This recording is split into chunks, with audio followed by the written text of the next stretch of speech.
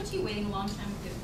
Yeah, I've owned a home and lived in it, two different houses over time in the square for 15 years. I can't claim the seniority of Professor Jordan, but I'm getting there. I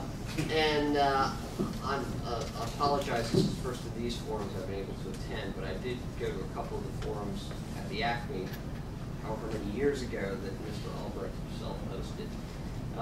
And I am pleased that on the parking front, he seemed to have listened to the concerns of the neighborhood, and to a certain extent on the pedestrian front too, if you look at the line of buildings that has Chipotle, etc. in it. But I will admit that and maybe I didn't pay enough attention to the fine print of the discussion back then and the announced agreement, but I was a little surprised then when I saw that rather small building pop up, I believe, first, between the bank and the corner lot. Right.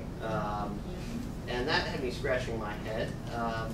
And then when I heard about this series of meetings, perhaps I'm of an overly suspicious nature, but I was wondering whether this was an attempt to kind of wear us down until we finally threw up our hands and said, okay.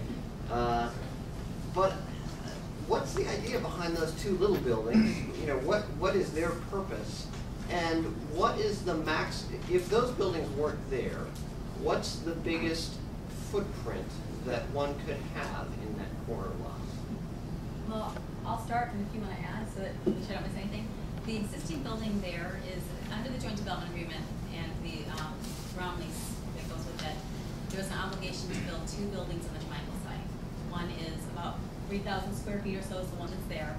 The other one's about 6,400 square foot is the one that is proposed planned for the house grocery building.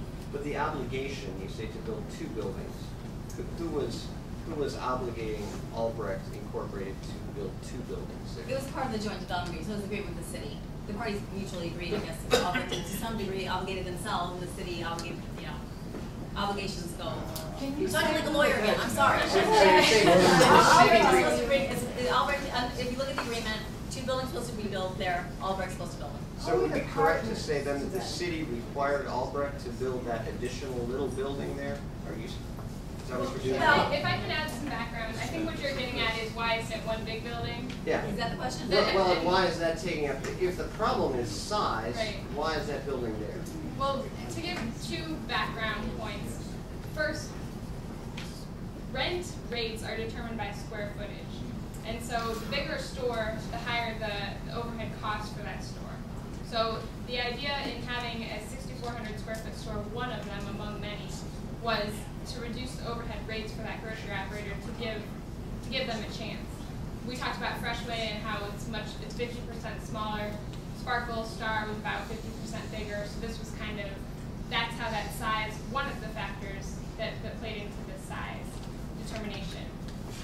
The parcel there, as you know, is kind of a funny shape. It's called the triangle parcel. Most grocery stores are rectangles. So already we're working with something a little bit different for a grocery operator and for a bank who's going to lend money to a grocery operator.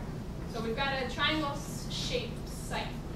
And now another factor to that is there's a significant grade change, right? So part of the street is at this level, and then the site where the smaller the 6,400 square foot building, there's a grade change. So grading is it's an expensive process. You have to level, make everything the same. Otherwise, you're talking about a grocery store with a drop-off, right? So the idea in that configuration was to, A, have the right size grocery store. There's a lot of talk in the economy right now about right sizing things. Too big and you're talking about lots more sales required to have a viable, profitable grocery store. So add that to the grade changes and the shape of the parcel, and there's some significant constraints that played into all of those factors, all of those decisions. But then the second part of my question, if that building weren't there, and we certainly have the technology to solve the grading problem, I realize there's expense as well, but what would be the possible footprint in terms of square footage? I assume that around 10,000 is what has been discussed off and on. And that has been part of the discussions with operators. That's on the table. That's one of the reasons, we've talked about this in past forums, but one of the that building, the 3,000 square foot building, has not been leased yet is because the option of creating a bigger store is still on the table.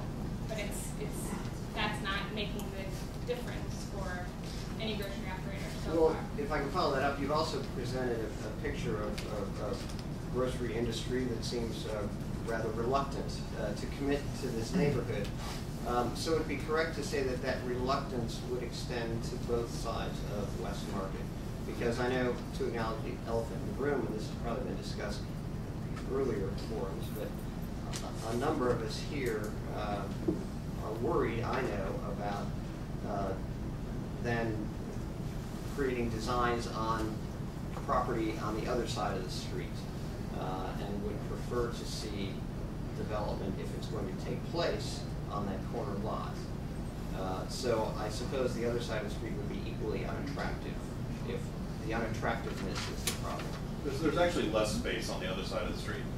If they had a map here before, you could look at it. There's actually, if you were to rip down the Doty's building, the theater, knock everything down in between, there's actually less space in that corner area.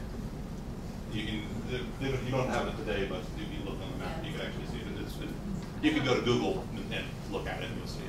I would say that certainly the first step is finding a grocery store operator interested in coming into Highland Square. I'm not sure that, I mean, that's definitely a first step. This side, that side, down the street, wherever it might be. You know, we have to have a grocery store operator saying, yes, I would like to open a grocery store in Highland Square.